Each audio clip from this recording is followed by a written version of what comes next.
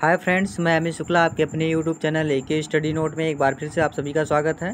हम आपके बीच में भूगोल BA भाग 3 द्वितीय प्रश्न पत्र जो होगा आपका द्वितीय प्रश्न पत्र है पर्यावरण अध्ययन। इस वीडियो से सबसे महत्वपूर्ण प्रश्न आपके लिए लाया गया है। इस वीडियो में हम आपको बताएंगे ठोस अपशिष्ट पदार्थ एवं खाद्य सुरक्षा। इसमें ये आपको बहुत ही इंपॉर्टेंट क्वेश्चन होगा। ये टॉपिक में आपको जो भी इसमें प्रश्न आते हैं पेपर में, आपको जो भी फंसता है मैं इससे आपको इस टॉपिक में आपको क्लियर कर दूंगा कि कितने प्रश्न इससे आते हैं, कितने नहीं आते हैं। तो ये चीज़ें मैं आपको बताने वाला हूँ। आप हमारे वीडियो को लास्ट तक ज़रूर देखिएगा। इस वीडियो में जो आपका जो भी टॉपिक है मैं उसको आज एकदम से क्लियर करूँगा। इसमें क्या है कि आप समझ में नहीं आता है कि पेपर में क्या कैसे क्वेश्चन आ रहे हैं, किस तरीके से हम याद करें तो हमारा पेपर अच्छा हो जाएगा। तो ये चीज़ें आपको ध्यान में रखते हुए मैंने यह प्रश्न बनाया है। इस प्रश्न में आपको सबसे ज़्यादा प्रश्न मिलते हैं पेपर में, तो आप पेपर को तैयार करते रहिए और पेपर के अपेक्षा इस प्रश्न को भी तैयार करते रहिए, जिससे कि आप लोग हैरान ना हों और अपने आप को बेहतरीन बनाएं कि पेपर को किस तरीके से क्रैक करना है। तो अगर हमारे वीडियो को आप लोग को अच्छी लग रही हो तो हमारे वीडियो को लाइक और सब्सक्राइब भी कीजिए और उसके बगल में बेल आइकन उसको भी प्रेस कीजिए, जिससे हमारी आने वाली वीडियो आप लोगों के पास तक पहुँचे। तो आप लोग हमारे वीडियो को देखते रहिए और सब्सक्राइब भी करते रहिए। तो चलिए मैं आपको अपने क्वेश्चन की ओर लेके चल रहा हूँ, जो मोस्ट इम्पॉर्टेंट क्वेश्चन है।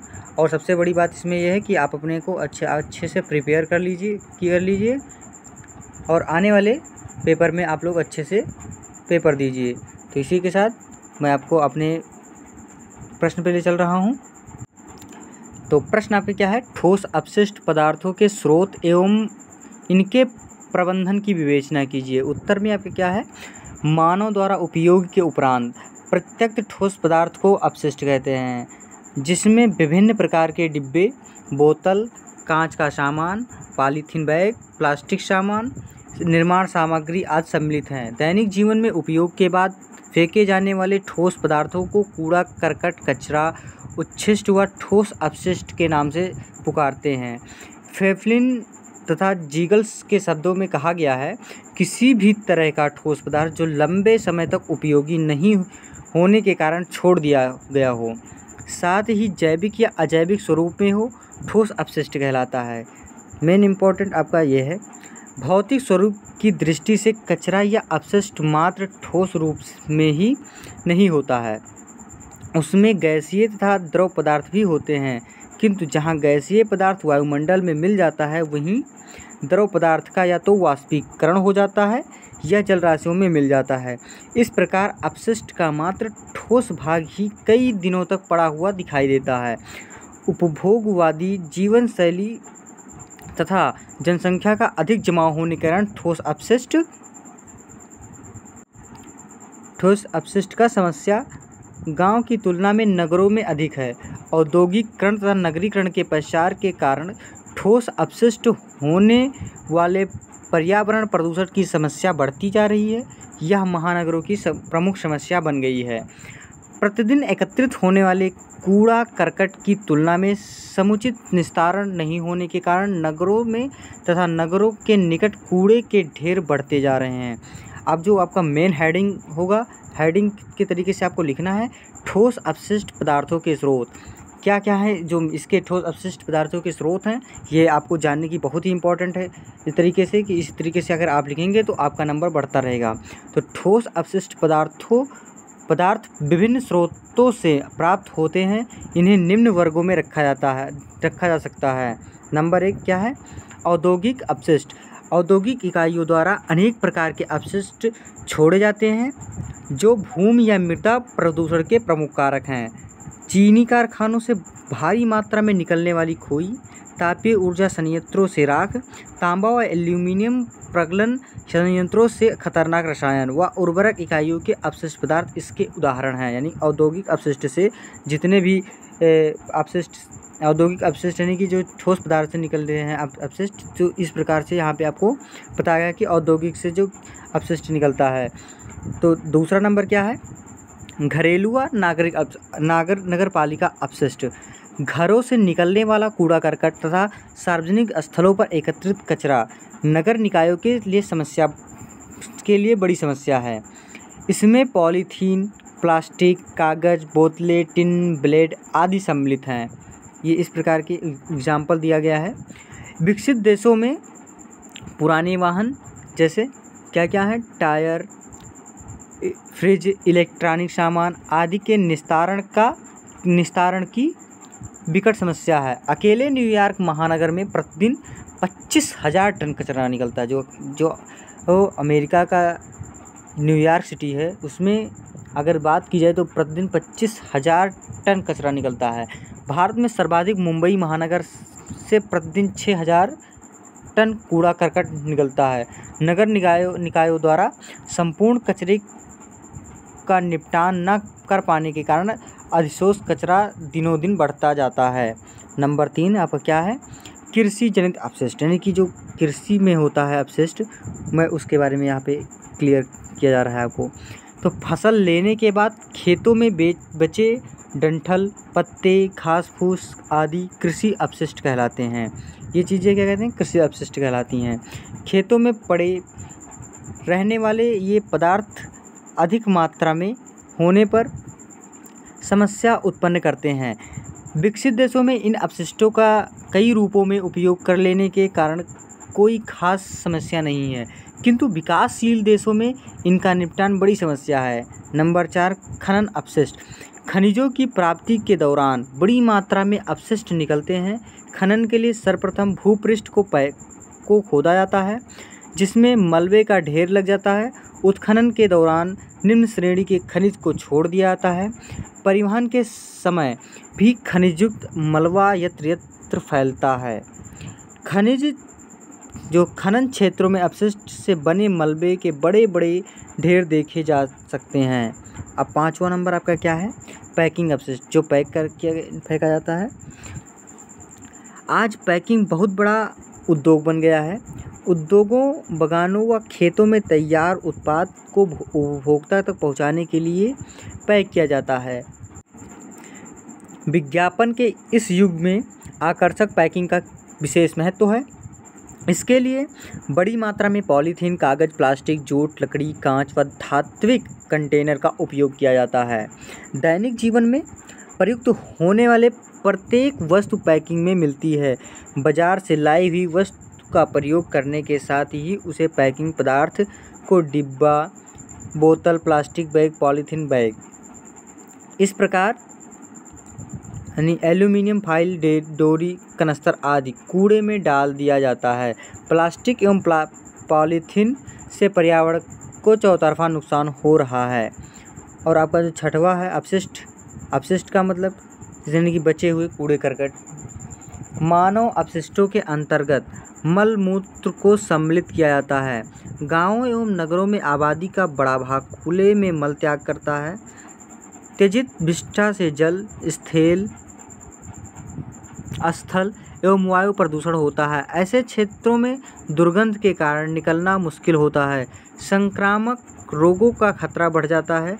पशुओं के अपशिष्टों में गोबर, मृत पशुओं के शव का व कंकाल, पोल्ट्री फार्म का कचरा व बूचड़ खानों से निकलने वाले पदार्थ सम्मिलित हैं। नंबर 7वां आपका क्या है, चिकित्सकीय अपशिष्ट। चिकित्सालयों व पैथोलॉजिकल प्रयोगशालाओं से प्रतिदिन अपशिष्ट पदार्थ छोड़े जाते हैं, यानी गंदे चीज़ें वहाँ से छोड़ी जाती हैं। इसमें प्लास्टिक सीरीज, बोतल, जिसको सीरिंज कहते हैं, इसमें प्लास्टिक सीरिंज, बोतल, थैलियाँ, कांच के उपकरण, सर्जिकल ब्लेड, प्लास्टर, गाजी पट्टी, रुई, टैबलेट, रेपर, मृत अंग, एक्सरे, सोनोग्राफी फिल्म इत्यादि सम्मिलित हैं। इनका सुरक्षित निपटान न होने से अनेक पर्यावरण समस्याएं उत्पन्न होती हैं। नेक्स्ट पर अब जो 8वां है आपका निर्माण सामग्री आपसे जो जिससे निर्माण हो रहा है। भवन निर्माण, सड़क निर्माण, पुल निर्माण आदि कार्य संपन्न होने या अधूरे रहने पर बड़ी मात्रा में निर्माण सामग्री यथा बजरी, ईंट, पत्थर, कंक्रीट, टाइल्स, सरिया आदि छोड़ दिए जाते हैं या खुले में पड़े रहते हैं। इसी प्रकार तोड़े गए मकानों व सड़कों का मलबा ठोस अपशिष्ट की मात्रा बढ़ाता है। नंबर 9 रेडियो एक्टिव अपशिष्ट। परमाणु ऊर्जा संयंत्रों से निकलने वाला कचरा या अपशिष्ट हानिकारक विकिरण के कारण अत्यधिक घातक होता है। इससे जल, मृदा एवं वायु प्रदूषण होता है। 10वां नंबर, इलेक्ट्रॉनिक अपशिष्ट बेकार हो चुके या पुरानी शैली के इलेक्ट्रॉनिक उपकरण नगरीय अपशिष्ट का बड़ा भाग है। इन्हें क्या कहते हैं? ई वेस्ट कहते हैं। इनमें computer, mobile phone, battery, laptop, television, electronic खिलौने, chip, floppy, CD, DVD, calculator आदि सम्मिलित हैं। विकसित देशों में इलेक्ट्रॉनिक ठोस अपशिष्ट की समस्या अधिक भयावह है। इससे मानव स्वास्थ्य को गंभीर खतरा है। अब आपका जो मेन है वो ठोस अपशिष्ट का प्रबंधन, यानी कि जो आपका प्रबंधन है ये मोस्ट इम्पॉर्टेंट है। अभी तक आपका जो चल रहा था वो क्या था? वो आपका ठोस अपशिष्ट पदार्थों का स्रोत, यानी किससे वो उत्पन्न होते थे। तो ये चीज़ें से मैंने आपको अभी हेडिंग के द्वारा आपको बताया कि इस चीज़ से उत्पन्न होते हैं। तो मैं एक बार फिर से आपको हेडिंग रिपीट किए देता हूँ। हेडिंग में आपका क्या है? औद्योगिक अपशिष्ट यानी कि इंडस्ट्रियल चीज़ें से होती हैं, घरेलू यानी कि डोमेस्टिक यानी घरों से, उसके बाद में फिर कृषि यानी खेतों से, उसके बाद में खनन अपशिष्ट यानी कि जो जिससे खदानें होती हैं, पैकिंग अपशिष्ट यानी जो पैक किया जाता है। 6वां जो आपका है मानव एवं जंतु अपशिष्ट यानी कि मनुष्यों और जंतुओं से होने वाले। 7वां नंबर चिकित्सकीय अपशिष्ट यानी कि जो उपचारों में होता है इससे। उसके बाद में फिर 8वां आपका क्या है? निर्माण सामग्री यानी कि भवन, इस तरीके से जो भी निर्माण किया जाता है उससे होने वाले अपशिष्ट। रेडियो एक्टिव यानी कि वैज्ञानिक संसाधनों से होने वाले। उसके बाद में फिर 10वां नंबर आपका इलेक्ट्रॉनिक यानी कि जिससे इलेक्ट्रिक चीज़ें यानी कि लाइट, बिजली, पंखा आदि इत्यादि, कंप्यूटर, ये सारी चीज़ें से जो भी इससे निकलता है अपशिष्ट वो आपको इलेक्ट्रॉनिक से मिलते हैं। नेक्स्ट आपका क्या है? अब आगे आपका ठोस अपशिष्ट यानी इसका प्रबंधन, इसका उपाय। मानव द्वारा उपयोग के पश्चात प्रत्येक ठोस पदार्थ को अपशिष्ट कहते हैं। इसमें विभिन्न प्रकार के डिब्बे, बोतल, कांच के सामान, पॉलीथीन बैग, प्लास्टिक सामान, निर्माण सामग्री आदि सम्मिलित है। इसके अलावा कूड़ा करकट, कचरा आदि ठोस अपशिष्ट के नाम से पुकारे जाते हैं। ठोस अपशिष्ट पदार्थों के प्रबंधन को 2 चरण में बांटा जा सकता है। नंबर 1, पहला चरण कौन सा है? अपशिष्टों का संग्रहण तथा वर्गीकरण, यानी कि इसका संग्रहण और वर्गीकरण विभाजन। ठोस अपशिष्ट के प्रबंधन में उनको नियमित रूप से एवं समुचित मात्रा में संग्रहित करना प्रथम कदम है। आम नागरिकों द्वारा घरों के बाहर व सार्वजनिक स्थलों पर डाले गए कचरे से आवारा मवेशियों, सुअरों, कुत्तों, चूहों व कचरा बीनने वालों द्वारा बिखेर दिया जाता है। निर्धारित स्थल या पात्रों में कचरा नहीं डालने से कचरे के बिखरने की समस्या सदैव बनी रहती है। नगर निकाय कर्मचारियों द्वारा इन अपशिष्ट को नगर में ही विभिन्न स्थानों पर इकट्ठा किया जाता है। इनको वाहनों द्वारा डंपिंग स्थलों पर पहुंचाने में विलम्ब होने या समुचित मात्रा में नहीं उठाने से कचरे के ढेर पड़े रहते हैं। व्यस्त बाजारों, फल व सब्जी मंडी तथा सार्वजनिक उद्यानों में दिन में एकाधिक बार कचरा संग्रहण अवश्य है। विशेष पर्व, त्यौहार व उत्सवों पर कचरा संग्रहालय की अतिरिक्त व्यवस्था की जानी चाहिए। संग्रहण के पश्चात अपशिष्ट की विविधता के अनुसार छटाई तथा वर्गीकरण किया जाना चाहिए, जैसे अभिघटनीय तथा विघटनीय पदार्थ, जैविक एवं अजैविक पदार्थ, ज्वलनशील एवं अज्वलनशील पदार्थ आदि। दूसरा नंबर क्या है? अपशिष्टों का निस्तारण, उसका निवारण। संग्रहित एवं वर्गीकरण अपशिष्टों का निस्तारण ठोस अपशिष्ट प्रबंधन का प्रमुख भाग है। सामान्यतः प्राप्त होने वाले अपशिष्टों का निस्तारण निम्न अनुसार किया जाना चाहिए। भराव के लिए अज्वलनशील अभिघटनीय अपशिष्ट जैसे मकानों व सड़कों का मलबा सामान्यतः गड्ढों में दलदली व निम्न भूमियों पर डाला जाता है। इसके कचरे का निस्तारण होने के साथ ही भूभाग समतल होकर विभिन्न उपयोगों के लिए उपलब्ध हो जाता है। महानगरों के अपशिष्ट को डंपिंग ग्राउंड में सुरक्षित रूप से नहीं डालने से निकटवर्ती गांवों में प्रदूषण जनित बीमारियां फैलती हैं। उदाहरण में जयपुर से प्रतिदिन निकलने वाले 800 टन कचरे को महज 12 किलोमीटर दूर खुले में डाला जा रहा है, जिसमें भूमिगत जल भी जहरीला हो गया है। नियमानुसार निस्तारण के लिए ज़रूरी है कि जहाँ कचरा डंप किया जाए वहाँ की ज़मीन पर आरसीसी की परत बिछाई जाए, जिससे प्रदूषण ज़मीन में नहीं जाए। नंबर 2, कंपोस्ट खाद तैयार करना। अपशिष्ट में पर्याप्त मात्रा में जैविक पदार्थ होते हैं, जिन्हें दबाकर या सड़ाकर या अन्य वैज्ञानिक विधियों में कंपोस्ट खाद तैयार करनी चाहिए। सड़े गले फल, सब्जियां, अपशिष्ट भोज, मलमूत्र, पत्तियां आदि इसी श्रेणी में हैं। अब प्रश्न आपका जो है नेक्स्ट है, खाद्य सुरक्षा से क्या तात्पर्य है? खाद्य सुरक्षा के लिए किए गए प्रयासों का वर्णन कीजिए। यहाँ पे आपको बताया गया है कि खाद्य सुरक्षा क्या है, और उसके बाद में फिर यहाँ पे आपको बताया गया है कि इनकी सुरक्षा के लिए किए गए प्रयासों को वर्णन कीजिए। तो यहाँ पे मैं आपको अभी खाद्य सुरक्षा के बारे में बताने जा रहा हूँ। खाद्य सुरक्षा का अर्थ है किसी राष्ट्र द्वारा उसके कृषि उत्पादन को जनसंख्या वृद्धि के अनुरूप बढ़ाना एवं खाद्यान्न के वितरण की ऐसी व्यवस्था सुनिश्चित करना है ताकि हर नागरिक को पर्याप्त भोजन प्राप्त हो सके। सभी प्रजातांत्रिक राष्ट्रों में नागरिकों के कुछ मूल अधिकार हैं। कौन से हैं? यह सभी अधिकार नागरिकों को एक सम्मानित व स्वतंत्र जीवन का अधिकार प्रदान करते हैं। इनमें से एक अधिकार खाद्य अधिकार भी है, अर्थात हर नागरिक का यह मौलिक अधिकार है कि उसे भोजन प्राप्त हो। नागरिकों के इस अधिकार की रक्षा करना ही खाद्य सुरक्षा है। अतः स्पष्ट है कि किसी भी राष्ट्र का यह धर्म है कि उसका कोई नागरिक भूखा ना रहे। भूखा यानी हंगर या कुपोषण से उनकी मृत्यु ना हो, अथवा वे आधे पेट रहकर या कुपोषण से ग्रसित जीवन यापन ना करें। भारतीय संविधान के अनुच्छेद 47 में स्पष्ट रूप से कहा गया है कि पोषण के स्तर व जीवन स्तर को उठाना, सार्वजनिक स्वास्थ्य में सुधार करना राज्य का प्राथमिक धर्म है। यानी कि अनुच्छेद 47 में पूर्ण रूप से यहाँ पे क्लियर कर दिया गया है यहाँ पे कि आप सार्वजनिक स्वास्थ्य सुधार करना राज्य का प्रथम प्राथमिक धर्म है। यानी कि अगर कहा जाए तो राज्य का प्राथमिक धर्म माना जाता है। नेक्स्ट है, वर्तमान परिप्रेक्ष्य में खाद्य सुरक्षा का अर्थ अपेक्षाकृत व्यापक है। कृषि उत्पादन में वृद्धि तथा खाद्यान्न का समुचित वितरण भूख तो मिटा सकता है, किंतु कुपोषण की समस्या भी दूर हो यह आवश्यक नहीं है। यदि भोजन पर्याप्त मात्रा में उपलब्ध है किंतु यदि यह आवश्यक पोषक तत्व की पूर्ति नहीं करता है तो खाद्य सुरक्षा का उद्देश्य पूरा नहीं होता है। आज विश्व 2 चुनौतियों का सामना कर रहा है। एक तो करोड़ों लोगों का भरण पोषण, दूसरा यह सुनिश्चित करना कि वह भोजन पोषक भी हो। आज खाद्य सुरक्षा ही नहीं बल्कि पोषण सुरक्षा भी आवश्यक है।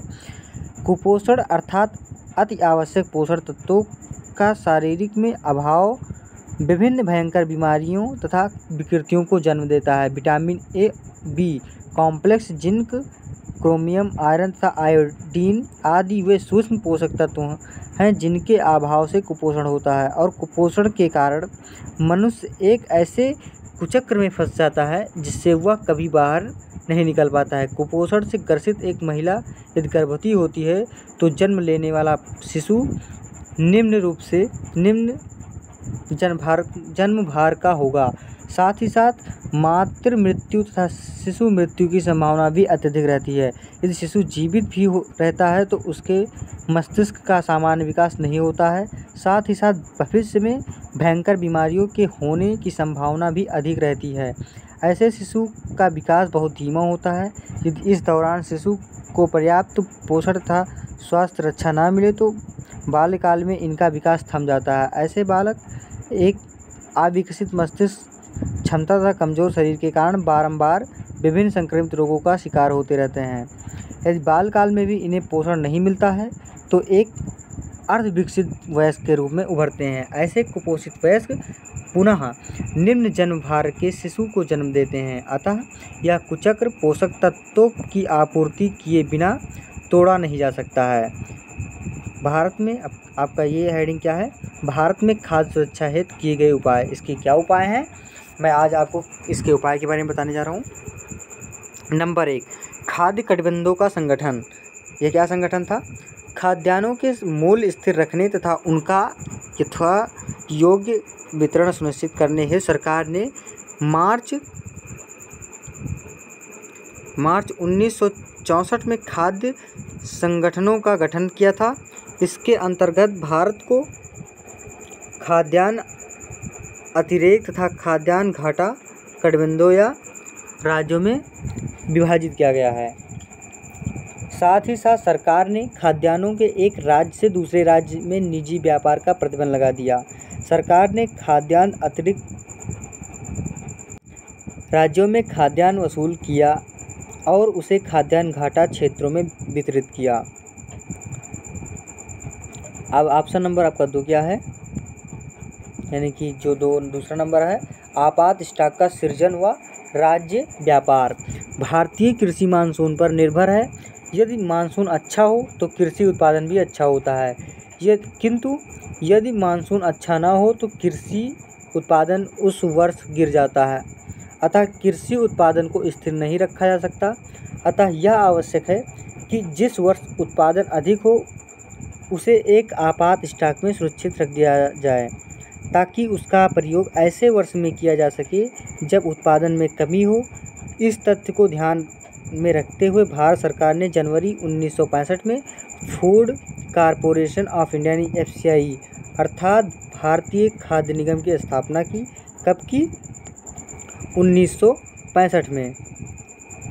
कब किया गया? 1965 में किया गया। यह निगम भारत सरकार की और खाद्यान्नों का क्रय करता है। उनकी सुरक्षा, ढुलाई, भंडारण तथा वितरण आदि की जिम्मेदारी भी FCI की है। नंबर 3 आपका क्या है? खाद्यान्नों की वसूली एवं सार्वजनिक वितरण। पदार्थ में खाद्यान्न की वसूली सामान्यतः एक समर्थन मूल्य के आधार पर की जाती है। इस प्रकार खरीदे गए खाद्यान्न सार्वजनिक वितरण प्रणाली PDS के तहत आम जनता को बेचे जाते हैं। PDS के तहत खाद्यान्न उचित मूल्य की दुकान या राशन की दुकानों के माध्यम से बेचे जाते हैं। वर्तमान में भारत में ऐसी 4 से 6 लाख दुकानें हैं। एक अजीब विरोधाभास की स्थिति। क्या? एक अजीब विरोधाभास की स्थिति। भारत में इस विरोधाभास की स्थिति है। एक और भूख से तड़पते करोड़ों लोग और दूसरी ओर गोदामों में खाद्यान्न की भरमार। FCI के गोदामों में 62 मिलियन टन खाद्यान्नों के भंडार हैं, जबकि खाद्य सुरक्षा को सुनिश्चित करने हेतु 20 मिलियन टन ही चाहिए। फिर भी आज भारत में 200 मिलियन लोग आधे पेट रहते हैं और 50 मिलियन लोग भूखमरी की दहलीज पर पड़े हैं। प्रसिद्ध अर्थशास्त्री जीन डेज के अनुसार, जो हमारे प्रसिद्ध अर्थशास्त्री हैं जीन डेज के अनुसार कहा गया है, भारत में वर्ष 1998-99 में FCI के खाद्यान्न भंडार 50 मीट्रिक टन की विशाल मात्रा में उपलब्ध थे। यह मात्रा इतनी थी कि गरीबी रेखा से नीचे जीवन यापन करने वाले सभी परिवारों को 1 टन प्रति परिवार की दर से वितरित किया जा सकता है। अन्य शब्दों में FCI गोदामों में खाद्यान्न की बोरियों को एक लाइन में लगा दिया जाए तो यह 1 मिलियन लंबी होगी, पृथ्वी एवं चांद की दूरी का दुगना। यह एक अजीब विरोधाभास है कि इतना अनाज भारत में उपलब्ध है, किंतु फिर भी करोड़ों लोग भूखों मर रहे हैं। यह विरोधाभास वर्तमान नीतियों एवं अंतर्निहित त्रुटियों तथा इनके कार्यान्वयन में आने वाली समस्या के कारण ये त्रुटियां तथा समस्याएं अग्रलिखित हैं। नंबर 1, न्यूनतम समर्थन मूल्य यानी FCI किसानों से सरकार द्वारा निर्धारित MSP पर खाद्यान्न खरीदता है। MSP आदर्श रूप से में उस स्तर पर होना चाहिए जहां खरीद और बिक्री की कीमत समान हो। अभी कुछ दिन पहले इसी MSP के द्वारा किसान आंदोलन स्टार्ट हुआ है 2021 में। तो ये चीज़ें MSP पे किसानों अपने आप को अपने हक के लिए लड़ाई कर रहे हैं, किंतु शक्तिशाली कृषक समुदाय के दबाव के कारण MSP की दरें बढ़ती रहीं और अब यह इतनी हो गई कि इनकी कीमत अब बाजार नहीं देता है। वर्तमान में एमएसपी पर दबाव डालते हैं कि वे अधिक खाद्यान्न खरीदें। राजनीतिक दबाव तथा वोट बैंक की राजनीति के चलते सरकारें एफसीआई के माध्यम से न्यूनतम स्टॉक सीमा तथा भंडारण सीमा से कहीं अधिक खाद्यान्नों को खरीद करती आई है। परिणाम स्वरूप आज अनाज गोदामों में सड़ रहे हैं। नंबर 2, आगाज राज्य सहायता। विगत वर्षों में सरकार खाद्यान्नों के मुक्त व्यापार पर प्रतिबंध लगाती आई है ताकि खाद्यान्न कीमतों को कम रखा जा सके और गरीब आदमी की पहुंच में रह सके। किंतु इस प्रतिबंध के कारण क्षेत्रीय बाजारों में जहां किसान अपने उत्पादन का कुछ हिस्सा बेचते हैं, खाद्यान्न कीमतों का शमन होता है। यह राज्य सहायता अब अपोषणीय स्तर पर पहुंच चुकी है।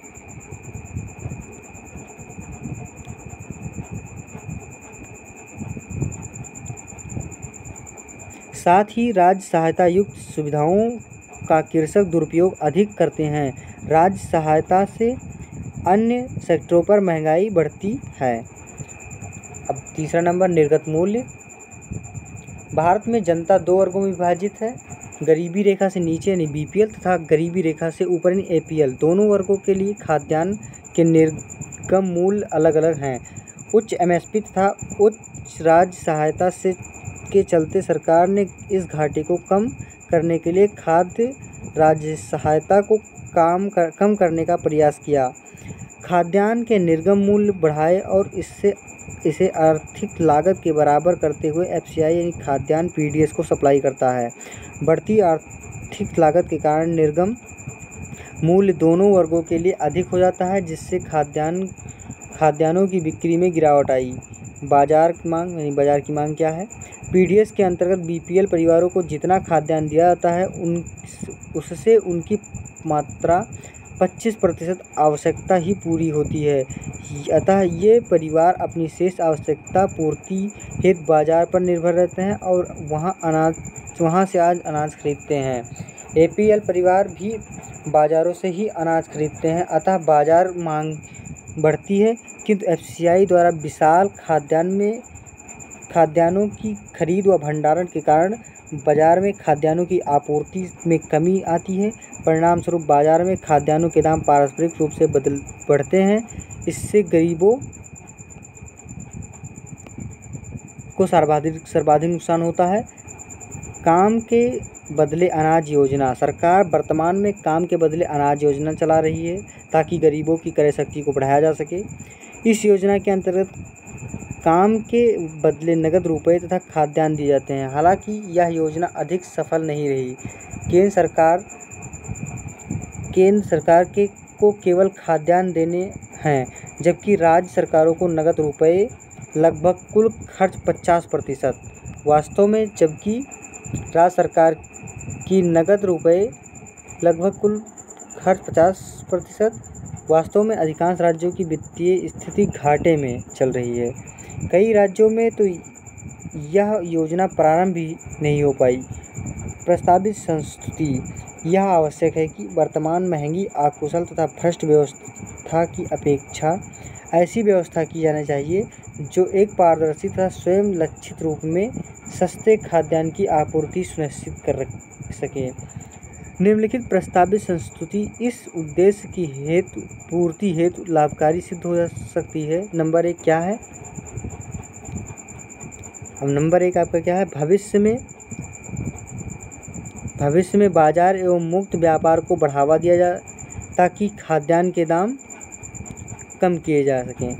नंबर 2, शिक्षा के बदले अनाज कार्यक्रम को बढ़ावा दिया जाना चाहिए, जिससे शिक्षा में वृद्धि होगी व भूख में कमी आएगी। नंबर 3, काम के बदले अनाज कार्यक्रम में सुधार लाया जाना चाहिए। राज्य सहायता प्रत्यक्ष दी जानी चाहिए। नंबर 4, सामुदायिक अन्न भंडारण बैंकों को निर्माण किया जाना चाहिए। नंबर 5, कृषि उत्पादन को प्रोत्साहित दिया जाना चाहिए। खाद्य सुरक्षा अध्यादेश यानी कि जो खाद्य सुरक्षा के लिए अध्यादेश जारी किया गया है कुछ इस प्रकार है। भारत सरकार ने 5 जुलाई 2013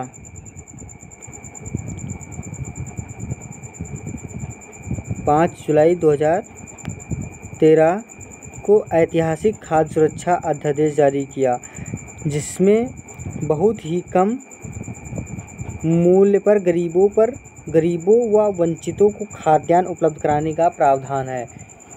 इसमें निर्धनों को खाद्य सुरक्षा मुहैया कराने के साथ ही किसानों को लाभकारी मूल्य, सिंचाई, फसल बीमा, तकनीकी सहयोग, भूमि सुधार, कृषि को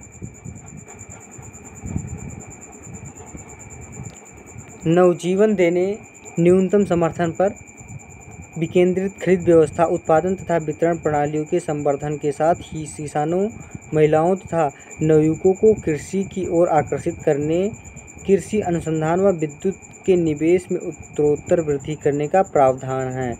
तो इसी के साथ ये क्वेश्चन समाप्त हुआ और मैं अगली वीडियो के साथ आप लोगों के बीच मैं एक बार फिर से उपस्थित होऊंगा। इसी के साथ धन्यवाद। अगर हमारी वीडियो को आप लोग को अच्छी लगी तो लाइक और सब्सक्राइब ज़रूर कीजिएगा। दोस्तों, जय हिंद।